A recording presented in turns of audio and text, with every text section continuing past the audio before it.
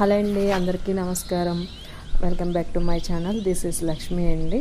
అందరూ ఎలా ఉన్నారు? నేనైతే బాగున్నానండి. ఈరోజైతే మీతో ఫ్రైడే వ్లాగ్స్ షేర్ చేసుకుంటున్నాయండి. ఇది మార్నింగ్ నుంచి స్టార్ట్ చేశానండి. ఇక్కడైతే స్టవ్ క్లీన్ చేసుకున్నాను. స్టవ్ క్లీన్ చేసేసుకొని పాలైతే మరగబెట్టేస్తానండి. పొద్దున్నే ముందు స్టవ్ క్లీన్ చేసిన వెంటనే ఇంకా వంట అయితే ఏది మొదలు పెట్టను. ముందు పాలు మరగబెట్టిన తర్వాతే మిగిలిన వంట అయితే స్టార్ట్ చేస్తాయండి. ఇక్కడ పాలు అయితే మరిగిపోయినాయి. చరణ్ గారి కోసం కాఫీ కలుపుతున్నాండి. నేనైతే టీ పెట్టుకుంటాను, నాకు టీనే అలవాటు.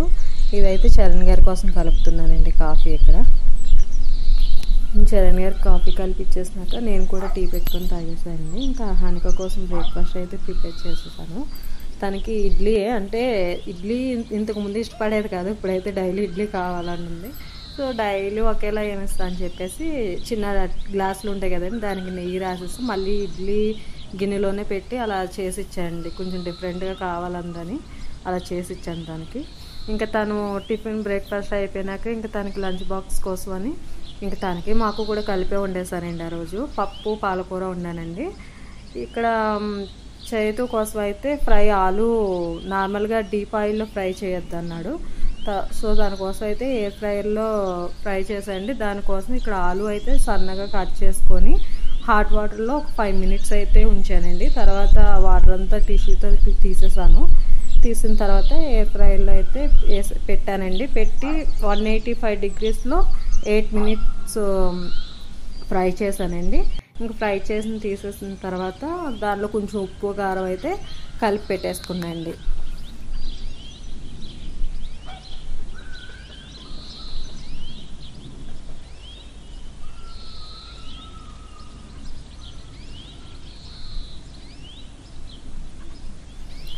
చేతుకు కూడా లంచ్ బాక్స్ అయితే ప్యాక్ చేసేసానండి. ఒక బాక్స్లో అయితే రైస్లోనే కూర కలిపి పెట్టేసానండి.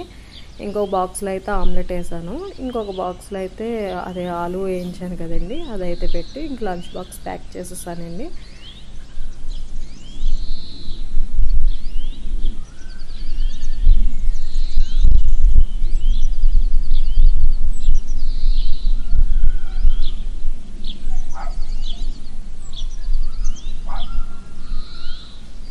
ఇంకా ఫ్రైడే కదండి, ఇక్కడ నేనైతే ఫ్రెష్ అయిపోయానండి. ఇంక పూజ కోసం అయితే అన్నీ రెడీ చేసుకుంటున్నాను. ముందుగా అయితే ఇక్కడ ఫ్రెష్ అవ్వని వెంటనే గడపకి అయితే పసుపు రాసి కుంకుమ బొట్లు అయితే పెట్టుకున్నాండి. గడప పైన కూడా ముగ్గు వేసేసుకొని ఇంకా ఫ్లోర్ పైన కూడా డిజైన్ అయితే వేస్తున్నాయండి. ఇందులో అయితే కలర్స్ వేసాను ఈరోజు. అంటే ప్రతి ఫ్రైడేనే వేస్తుంటానండి. నార్మల్ డేస్లో అయితే మామూలుగానే ముగ్గు పెట్టేస్తాను. ఫ్రైడే టైంలో మాత్రం ఇక్కడ కలర్స్ అయితే వేస్తున్నానండి. ఇంకా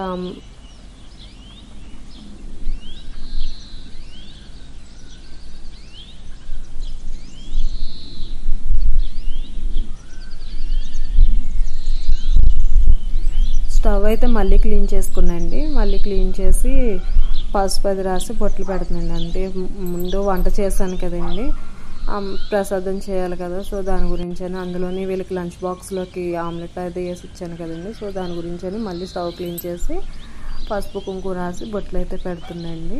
కొంచెం పూజ కోసం అయితే ప్రసాదం చేస్తున్నాండి. తక్కువే చేస్తాను, గిన్నెలోకి సరిపడా అంత మాత్రమే చేస్తానండి ప్రసాదం. ఇంకా ఇంట్లో పూజ అయితే చేసుకొని ఈరోజు గుడికి వెళ్దాం అనుకుంటున్నాండి. ఫలక్నామా కాళీమాత టెంపుల్కి అయితే వెళ్ళడం కోసం రెడీ అవుతుందండి. ఇంకా రెడీ అయిపోయి పూజ అయితే చేసేసుకున్నాండి. పూజ చేసుకొని ఇంక టెంపుల్కి అయితే వెళ్ళండి. నాకు కొంచెం అంటే ఏదైనా మొక్కుంటే 8 మంగళవారాలు కానీ 8 శుక్రవారాలు కానీ లేదా 8 అమావాస్యలు కానీ వెళ్తుంటారండి. ఒకసారి చూద్దాం. ఇంతకు ముందు ఒకసారి వెళ్ళామండి, అప్పుడైతే చాలా ఖాళీ ఉంది. ఈసారి అయితే అస్సలు ఖాళీ లేదండి. మాకైతే దర్శనం అవ్వడానికి వెళ్ళి రావడానికి 3 గంటలు అయితే పట్టిందండి. లాస్ట్ టైం ఒకసారి వెళ్ళినప్పుడైతే అంత గంటలో అయిపోయింది, కానీ ఈసారి అయితే చాలా లేట్ అయిపోయిందండి. అందులోనే ఆషాఢం స్టార్ట్ అయింది, మొదటి శుక్రవారం అని చెప్పి బోనాలు కూడా స్టార్ట్ అయినాయని ఇంకా జనాలు అయితే చాలామంది వచ్చారండి. ఆ ఎండలో అయితే చాలా టైమే పట్టింది. ఇంకా మాకు ఇంటికి వచ్చేసరికి అయితే మధ్యాహ్నం 2 అయిపోయిందండి. ఇంకా అక్కడి నుంచి వచ్చిన తర్వాత ఇంకా పొద్దున్నే వెళ్ళేటప్పుడే వంట చేసి వెళ్ళిపోయాను, లేట్ అవుతుందని ఇంకా వంట చేసి అయితే వెళ్ళిపోయాను.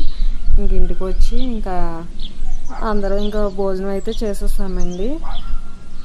ఇంకొచ్చేటప్పుడు బయట నుంచి కొంచెం పకోడీ అయితే తీసుకొచ్చాను. మార్నింగ్ పప్పు ఒకటే వండాను కదా. నేనైతే ఇంక భోజనం చేస్తున్నాను అండి. ఈ వీడియో అయితే ఇంక ఇక్కడితో ఎండ్ చేస్తున్నాను. నా వీడియో మీకు నచ్చినట్లయితే లైక్ చేయండి, షేర్ చేయండి, సబ్స్క్రైబ్ చేసుకోండి. మళ్ళీ ఇంకొక వీడియో అయితే మీ ముందుకు వస్తా. అప్పటి వరకు బాయ్ బాయ్.